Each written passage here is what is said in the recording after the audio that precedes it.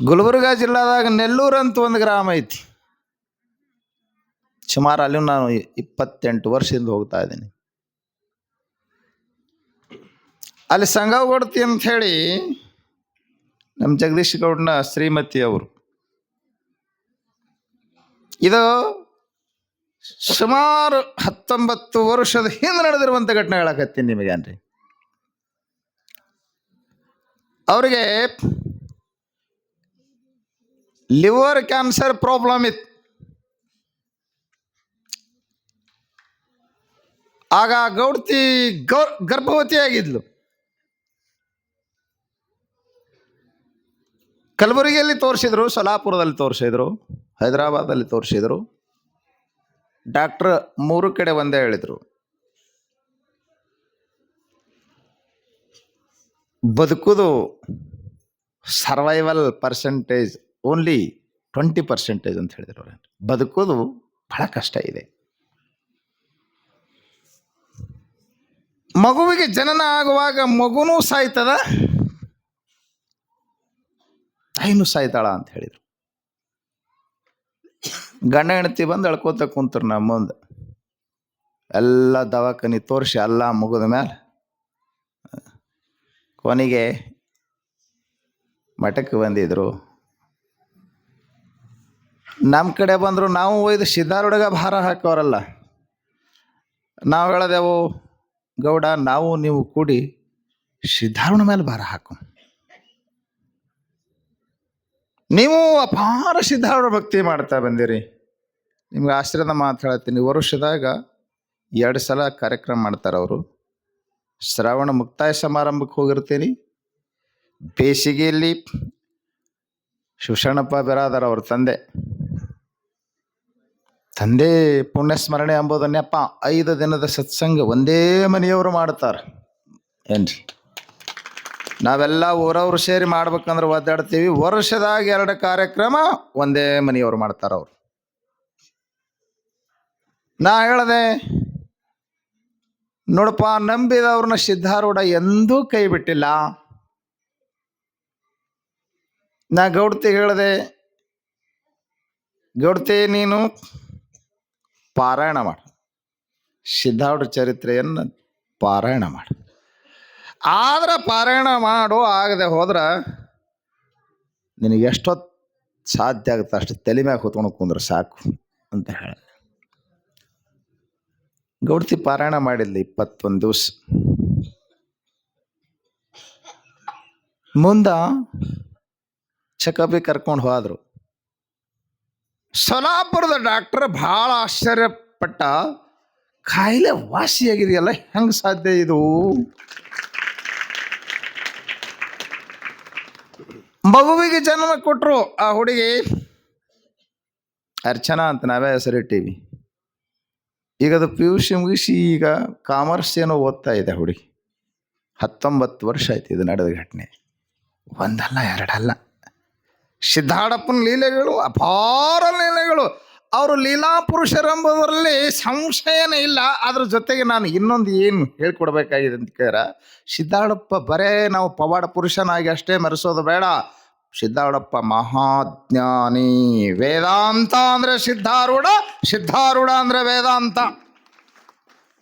ನಮ್ಮಲ್ಲಿ ಭಾಳ ಮಂದಿ ನಾವು ಏನು ಮಾಡಕತ್ತೀವಿ, ಕೇವಲ ಲೀಲಾ ಪುರುಷ ಅಂತ ಸಿದ್ಧಾರೂಢಪ್ಪನ ಕೇವಲ ಭಕ್ತಿ ಕಡೆಗೆ ಅಷ್ಟೇ ಹೇಳಕತ್ತೀವಿ. ಸಿದ್ಧಾರೂಢಪ್ಪ ಜಗತ್ತಿಗೆ ಭಕ್ತಿಯನ್ನು ಬೆಳಗಿಸಿಕೊಟ್ಟಿದ್ದಾರೆ, ಉಪಾಸನೆಯನ್ನು ಅಷ್ಟೇ ಹೇಳಿದ್ದಾರೆ. ಸಿದ್ಧಾರೂಢರು 3 ಹೊತ್ತು ಶಾಸ್ತ್ರ ಹೇಳುತ್ತಿದ್ರು, ನೆನಪಿಟ್ಟುಕೊಳ್ರಿ. ಸಿದ್ಧಾರೂಢ ಆಶ್ರಮಗಳು ದಿನದಲ್ಲಿ 3 ಹೊತ್ತು ಶಾಸ್ತ್ರ ಹೇಳ್ತಿದ್ರು. ಆಧ್ಯಾತ್ಮಕ್ಕೆ ಬಹಳ ಸಿದ್ಧಾರೂಢ ಮಠಗಳು ಅಂತಂದ್ರೆ ನೆನಪಿಟ್ಕೊಳ್ರಿ, ಆಧ್ಯಾತ್ಮದ ಆಗರ ಅಂತಂದ್ರೆ ಅರಿವಿನ ಆಗರ ಅಂದ್ರೆ ಅವು ಸಿದ್ಧಾರೂಢ ಮಠಗಳು ಏನ್ರಿ. ನಮ್ಮಲ್ಲಿ 3ಕ್ಕೂ ನಾವು ಬಹಳಷ್ಟು ಸಮಾನತೆಯನ್ನು ಕೊಟ್ಟಿದ್ದೇವೆ. ಜ್ಞಾನದಾಸೋ,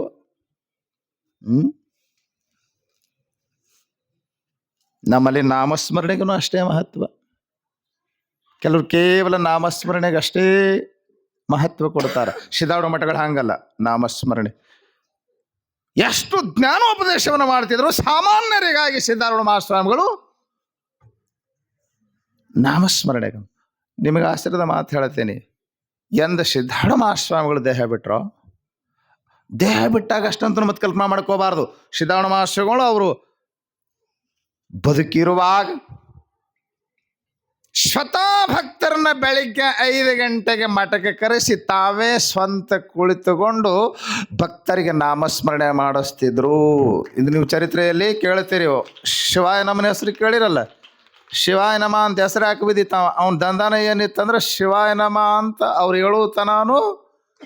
ಶಿವಾಯ ನಮ ಅಂತ ಅವ್ರ ಮನೆ ಮುಂದೆ ದೊಡ್ಡ ಸ್ಪೀಕರ್ ಹಚ್ಚಿದ್ರು, ಕಡಿಮೆ ಅನಿಸ್ಬೇಕು ಅಂಥ ದೊಡ್ಡ ಧ್ವನಿ ಅವನು. ಅವ್ರು ಹೇಳುತ್ತಾನು ಅವ್ರ ಮನೆ ಬಿಟ್ಟು ಹೋಗ್ತಾನೆ ಇರಲಿಲ್ಲ. ಕತಿ ಕೇಳಿರಲ್ಲ, ಅವ ಎಬ್ಬಿಸ್ಕೊಂಬರ್ಲಕ್ಕೆ ಹೋಗ್ತಿದ್ದ ಮನ್ಕೊಂಡವ್ರಿಗೆ. ಸಿದ್ಧಾರೂಢ ಮಹಾಸ್ವಾಮಿಗಳು ನಾಮಸ್ಮರಣೆ ಮಾಡಿಸ್ತಿದ್ರು. ಮತ್ತೆ ಅವ್ರ ದೇಹ ಬಿಟ್ಟ ಮೇಲೂ ನಿರಂತರ 24 hours ಏನ್ರಿ, ಇಲ್ಲಿವರೆಗೂ ನಿರಂತರ ತಂಬೂರಿ ಕೈ ಕೆಳಗಿಡದೇನೆ ನಿರಂತರ ನಾಮಸ್ಮರಣೆ ನಡೆಯುವಂಥ ಮಠ ಅಂದರೆ ಅದು ಸಿದ್ಧಾರೂಢ ಮಹಾಸ್ವಾಮಿಗಳ ಮಠ.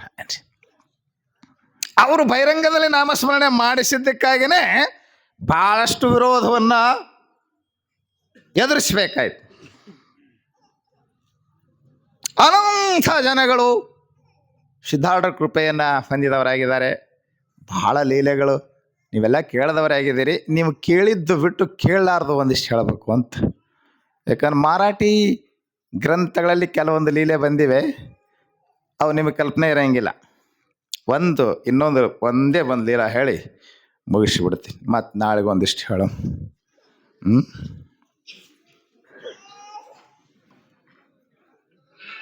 ಬಡೋದರ ಮಹಾರಾಜ್, ಸಾಯಿ ಮಹಾರಾಜ್ ಗಾಯಕ್ವಾಡ್ ಅವ್ರು ಸಿದ್ಧಾರೂಢ ಮಹಾಸ್ವಾಮಿಗಳ ಶಿಷ್ಯರು. ನನಗೆ ಆಶ್ಚರ್ಯ ಅನ್ನಿಸ್ತು. ಗೋಕುಳಾಬಾಯಿ ಬರೆದಿದ್ದಾರೆ, ಈಗ ಅದಕ್ಕೆ ವಡೋದರ ಅಂತಾರೆ. ಮೋದಿಜಿಯವರ ಫಸ್ಟ್ ಕಾನ್ಸ್ಟಿಟ್ಯೂನ್ಸಿ, MP ಕಾನ್ಸ್ಟಿಟ್ಯೂನ್ಸಿ ಅದು. ಬಡೋದರ ಅಂತಿದ್ರೆ ಈಗ ವಡೋದರ ಅಂತಾರೆ. ಇದು 1913ರಲ್ಲಿ ನಡೆದಂಥ ಘಟನೆ. ಸಿದ್ಧಾರೂಢ ಮಹಾಸ್ವಾಮಿಗಳು ಮುಂದೆ 1929ರಲ್ಲಿ ದೇಹ ಬಿಟ್ಟಿದ್ದಾರೆ. ಕಲ್ಪನೆ ಇರಬೇಕು ನಿಮಗೆ. ಈ ಗಾಯಕ್ವಾಡ ಮಹಾರಾಜ ಸಿದ್ಧಾರೂಢರ ಸಮೀಪಕ್ಕೆ ಹೆಂಗೆ ಬಂದ?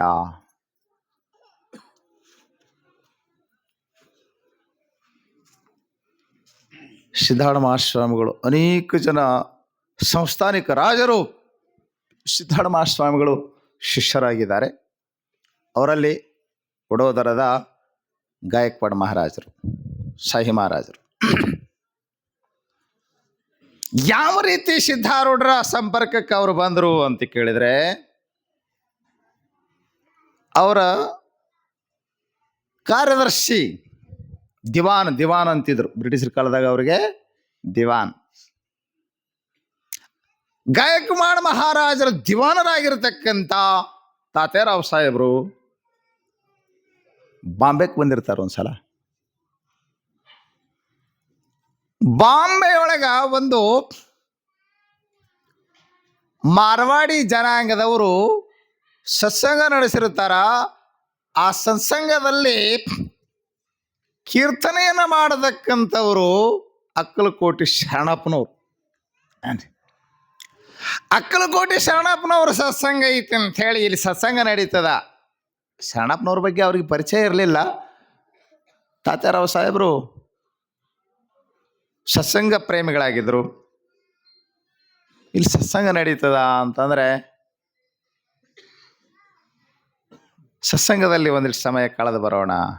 ರಾಜಕೀಯ ವ್ಯವಹಾರದಲ್ಲಿ ಟೆನ್ಷನ್, ಸಂಸಾರದಾಗ ಟೆನ್ಷನ್. ಸತ್ಸಂಗದಾಗ ಬಂದ್ರಿ ಅಂದ್ರೆ ಟೆನ್ಷನ್ ತಲೆಗೆ ಇರಂಗಿಲ್ಲ. ಯಾಕ್ರಿ ಹೆಂಗೆ ಅನಿಸಿದೆ 7 ದಿನ ನಿಮ್ಗೆ? ಇನ್ನು ಯಾವಾಗ ಮುಗಿಸಾರ ನಂಗೆ ಆಗ್ಯದ. ಮತ್ತೆ ಏನಿಲ್ಲ. ನಿಮಗೊಂದು ಬಹಳ ಮಹತ್ವದ ಮಾತು ಹೇಳ್ತೀನಿ ಕೇಳ್ರಿ. ಹಾವ ಮುಂಗ್ಲಿ ಜಗಳಾಡ್ತಾವ. ಹಾವಿಗೆ ಮುಂಗ್ಲಿ ಕಡಿತದ, ಮುಂಗ್ಲಿಗೆ ಹಾವು ಕಡಿತದ. ಎಷ್ಟೇ ದ್ವಾಡದೈತೆ ಅಂದ್ರು ಹಾವ ಸತ್ತು ಬೀಳ್ತದ, ಮುಂಗ್ಲಿ ಜಯಶಾಲಿ ಆಗ್ತದ. ಮುಂಗ್ಲಿಗೆ ಹಾವು ಕಡಿದಿರಂಗಿಲ್ಲೇನ? ಕಡಿದಿರ್ತದ. ಹಾವು ಕಡಿತಂದ್ರೆ ನಿಮ್ಮ ದೊಡ್ಡ ದೊಡ್ಡ ಪ್ರಾಣಿಗಳು, ಆನೆಯಂಥ ಪ್ರಾಣಿಗಳು ಸಹಿತ ಪ್ರಾಣ ಬಿಡ್ತಾವ, ಅಂಥ ವಿಷಕಾರಿ. ಆದರೆ ಮುಂಗ್ಲಿ ಬದುಕ್ತದಂತ. ಹಾವಿನೊಂದಿಗೆ ಹೋರಾಡಿಯೂ ಮುಂಗ್ಲಿ ಬದುಕ್ತದಂತೆ. ಯಾಕೆ ಬದುಕ್ತದೆ ಗೊತ್ತೇನ್ರಿ?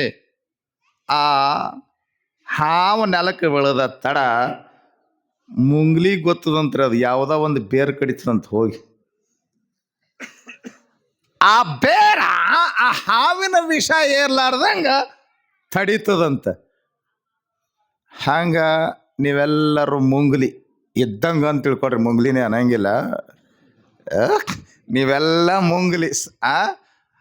ಸಂಸಾರ ಎಂಬುದೇ ಹಾವ ಅನಿಸಿಲ್ಲ ನಿಮಗೆ? ಹಾವ ಅಂತ ಇನ್ನ ಎಂದ ಅನಿಸ್ಬೇಕದ? ಅನ್ಸಂಗಿಲ್ಲ ನಿಮಗಿನ? ಹಾವಿದ್ದಂಗೆ ಐತಿದ, 5 ಹೆಡೆಯ ಹಾವಿದ್ದಂಗೆ ಐತಿದು. ಈ ಹಾವಿನೊಂದಿಗೆ ನಿತ್ಯ ಹೋರಾಟ ಐತಿ. ಈ ಟೆನ್ಷನ್ ಅನ್ನುವಂಥದ್ದು ತಾಪ ತಲೆಗೆ ಇರಬಾರ್ದಾಗಿತ್ತಂದ್ರೆ ಅದ ಆ ಬಳ್ಳಿ ಕಡ್ದಂಗೆ ನೀವು ಒಂದಿಷ್ಟು ವರ್ಷದಾಗ 7 ದಿನ ಸತ್ಸಂಗದ ಬಳ್ಳಿ ಕಡಿದ್ರೆ ಅಂದ್ರೆ ತಾಪ ಇರಂಗಿಲ್ಲ ಅಂತಿನ್ನ. ತಣ್ಣಗಿರಿ ಮುಂದಕ್ಕೆ ನಾವು ಬರುತ್ತಾನು.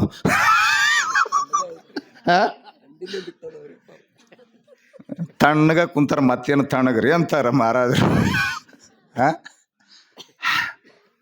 ಈಗ ತಾತೇರಾವ್ ಮಹಾರಾಜರು ಸತ್ಸಂಗಕ್ಕೆ ಬಂದರು.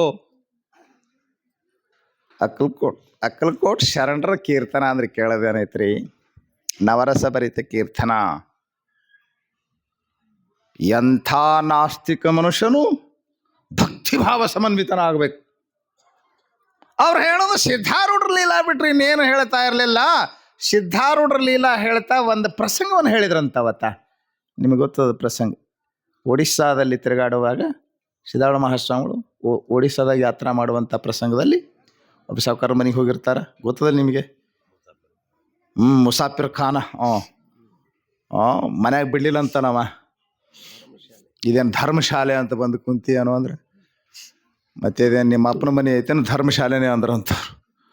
ಧರ್ಮಶಾಲಾ ಅಂದ್ರೆ ಅಲ್ಲೋ, ಅದು ಹೊರಗಿನವ್ರು ಬರ್ತಾರ, ಇರ್ತಾರ, ಹೋಗ್ತಾರ, ಹಾಂಗಿದ್ರೆ ಧರ್ಮಶಾಲಾಪ ಸಿದ್ಧಾರೂಢ ಸ್ವಾಮಿಗಳು ಅಂದ್ರಂತ. ಇದು ನಿಮ್ಮ ಮನೆ ಐತಲ್ಲ, ಇದನ್ನು ಅಷ್ಟೇ. ನೀವು ಸಾವುಕಾರ ಬಂದಂತ ಅಷ್ಟೊತ್ತಿಗೆ ಮಹಾತ್ಮರೇ ಇದು ಧರ್ಮಶಾಲಾ ಅಂತೀರಿ, ಇದು ಹೆಂಗೆ ಧರ್ಮಶಾಲಾ ಅಂತೀರಿ ನೀವು ಅಂತ ಕೇಳಿದಂತ ಕತೆ ಗೊತ್ತು ನಿಮ್ಗೆ. ಅದಕ್ಕೆ ಅಂತ ಅಂತ ಅಂತ ಸಂಕ್ಷಿಪ್ತ ಹೇಳಕತ್ತೀನಿ. ಇಲ್ಲಿಕಂದ್ರೆ ಯಾವಾಗಲೂ ನಾವು ವರ್ಣ ಮಾಡಿ ಹೇಳ್ತೀವಿ. ಗೊತ್ತು ನಿಮಗೆ, ಟೈಮ್ ಬಂದಿಲ್ಲಲ್ಲ. ಸಿದ್ಧಾರೂಢ ಮಹಾಸ್ವಾಮಿ ಹೇಳಿದ್ರಂತ, ಈಗ ನೀ ಅದಿಯಪ್ಪ, ನಿನ್ಕಿನ ಮೊದಲು ಯಾರಿದ್ರು? ನಮ್ಮ ಅಪ್ಪ ಇದ್ದನ್ರಿ. ಅವನಕಿನ ಮೊದಲು ಯಾರಿದ್ರು? ಅವ್ರ ಅಪ್ಪ ಇದ್ದನ್ರಿ. ಅವನಕಿನ ಮೊದಲು ಯಾರಿದ್ರಿ? ಅವ್ರ ಅಪ್ಪ. ಹಿಂಗೆ ಹೋಗುದಿಲ್ಲ, ಏಸು ಅಪ್ಪಗಳಿಗೆ ಹೋಗೋದೇನು ನೋಡ. ಅವ್ರ ಅಪ್ಪ ಹೋದ, ನಿಮ್ಮ ಅಪ್ಪ ಬಂದ, ನಿಮ್ಮ ಅಪ್ಪ ಹೋದ, ನೀ ಬಂದಿದ್ದಿ, ನೀ ಹೋಗ್ತಿದ್ದಿ, ನಿನ್ನ ಮಗ ಇರ್ತಾನಷ್ಟೇ. ಅವರವರ ಜೀವಿತಾವಧಿಯನ್ನು ಒಂದೊಂದು ದಿನ ಅಂದ್ರೆ ಈ ಮನೇನು ಧರ್ಮಶಾಲೆನೇ ಅನ್ನಿಸ್ತದಪ್ಪ. ಕಾಯಂ ಇರೋರು ಅದಿರ ನಿಮ್ಮ ಮನೆಗಳದ? ಕೈ ಹತ್ತಿರ ಯಾರ್ಯಾರು ಕಾಯಂ ಇರೋರು ಅದಿರಿ? ಇರಂಗಿಲ್ಲ. ಮನೆ ಬಿಡೋರು ಅದಿರಿ? ಎಂದು ಬಿಡ್ತೀರಿ ಹೇಳ್ರಿ ಒಂದಿಟ್ಟು.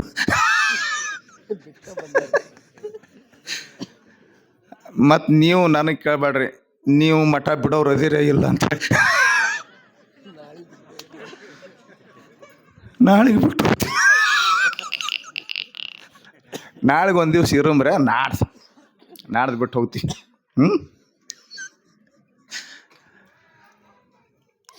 ನಿಮ್ಮ ಕತೆ ಗೊತ್ತದ, ಅದನ್ನು ಸಂಕ್ಷಿಪ್ತವಾಗಿ ಹೇಳ್ತಾ ಇದ್ದೇನೆ. ಓಹೋ, ಇವರು ಮಹಾತ್ಮರು. ಅವನು ಸತ್ಸಂಗಿ ಆಗಿದ್ದ. ಏನು ನನ್ನ ಭಾಗ್ಯ, ಇವತ್ತು ನನ್ನ ಮನೆಗೆ ಮಹಾತ್ಮರು ಬಂದರು. ಸಾವುಕಾರ ಸ್ವಾಗತ ಮಾಡ್ದ, ಎಲ್ಲ ವ್ಯವಸ್ಥೆ ಮಾಡ್ದ, ಸ್ನಾನ ಮಾಡಿಸ್ದ, ಪೂಜಾ ಮಾಡಿಸ್ದ, ಪ್ರಸಾದ ಆಯಿತು. ಸಿದ್ಧಾರೂಢರು ಪ್ರಸಾದ ಮಾಡೋ ಹೊತ್ತಿನಾಗ ಪಕ್ಕದ ರೂಮಿನಿಂದ ನೆಳ್ಳಾಡ್ದು ಕೇಳ್ತಿತ್ತು ಅಂತ ಎಲ್ಲ ಕತೆ ಓದಿರಲ್ಲ ನೀವು.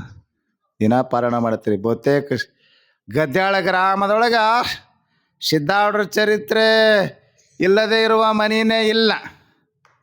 ಅಂತ ಅನ್ನಿಸ್ತದ ನಮಗೆ. ಹ್ಯಾಂಗ ಮೊಬೈಲ್ ಇಲ್ಲದ ಮನಿ ಇಲ್ಲ, ಹಂಗೆ ಸಿದ್ದಾರೂಢ ಚರಿತ್ರೆ ಇಲ್ಲದ ಮನಿನೇ ಇಲ್ಲ ಅಂತ ಅನ್ನಿಸ್ತದ ನಮ್ಗೆ. ಯಾಕ್ರಿ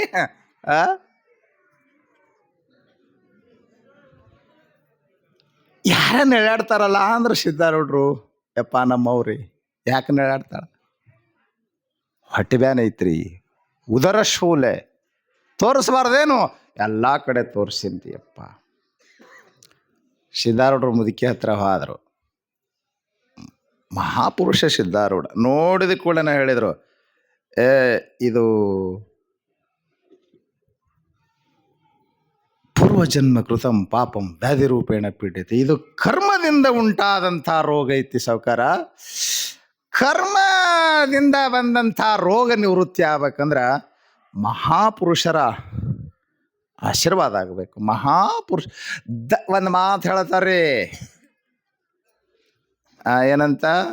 ದವಾಸೆ ದುವಾ ಜಾದಾ ಮಾನೋ. ದವಾಕ್ಕಿಂತಲೂ ದುವಾ, ದವಾ ಅಂದ್ರ ಔಷಧ, ದುವಾ ಅಂದ್ರ ಆಶೀರ್ವಾದ. ದುವಾ ಕೆಲಸ ಕೊಡ್ತದಿಲ್ಲಪ್ಪ. ನೀವ ಮಹಾತ್ಮರದಿರಿ. ಸಿದ್ದಾರೂಢರಂದ್ರು, ಮಹಾತ್ಮರ ಚರಣ ತೀರ್ಥವನ್ನ ಈ ತಾಯಿಗೆ ಹಾಕಿದ್ರ ಅವಳ ಉದರ ಶೂಲೆ ಕಡಿಮೆ ಆಗ್ತಂದ್ರು. ಅಪ್ಪ ನಿನ್ನಂಥ ಮಹಾತ್ಮರೆಲ್ಲಿ ಸಿಗಬೇಕಂತ ಹೇಳಿ ಸಿದ್ದಾರೂಢರ ಚರಣ ತೀರ್ಥವನ್ನ ಸಾವುಕಾರ ತಾಯಿಗೆ ಹಾಕದ. ನಳ್ಳಾಡ್ತಾ ಬಿದ್ದ ಮುದುಕಿ ತತ್ಕ್ಷಣಕ್ಕೆ ಎದ್ದು ಕುಂತಲು. ಈ ಕಥೆಯನ್ನ ಬಹಳ ಸೊಗಸಾಗಿ